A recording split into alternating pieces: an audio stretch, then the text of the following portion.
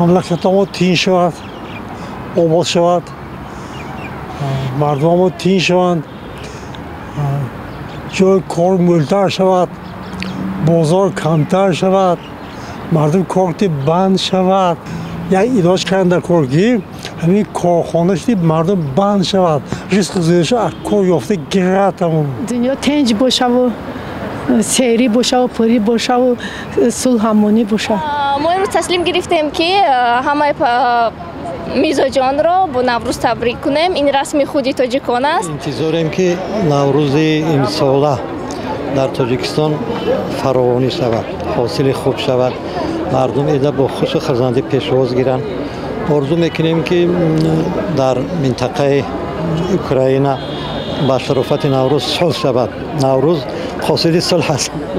با موافقه رسند و مردم منطقه هم تین شوند. باقی برای تمام مردم چه دخل دارد با تاجیکا و اوکراین؟ دخلی بیوسته دارد. همین حادثه که در اونجا به عمل آمد باعث آن شد که پل روسی قربش فرو آمد و مهاجرای مهنتی ما ضرر دیدند. از جمله در اونجا 1000 نفر تاجیک بودند در منطقه اوکراین و هم به دشوار شدند. طرف لهستان رفتن، بعد سفارت گرمانیا تشکیل کرد و را آورد. به هر حال میگن که سعدی بزرگ گفته است که چه عضو به درد آورد روزگار تمام عضوها را نماند قرار. همون منطقه همونجا نسبتش تاثیرش مدام رسید. این چنین نرخ‌ها به حد بلند رفتن، نرخ محصولات خوراکی برای مردم قشاق کمبغل تاجیکستان به حد دشوار است.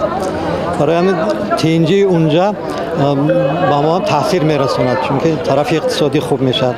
من پل روسی قربش بلند شد، مهاجرت مهنتی هم پلی که اینجا میفرستن برای درخورد چگی مکنون روزگاری مردمی که انتظار هم مبلغاً خوبتر و بهتر میشه.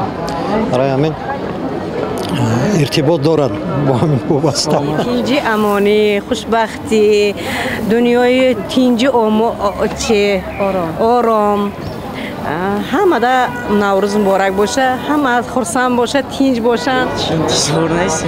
هیچ انتظار نیست. نرخ ارزان شود در این نوروزی مبارک. اولش پروردگار خودش تینجی امانی، صحت سلامتی، موفقیت می‌طلبم.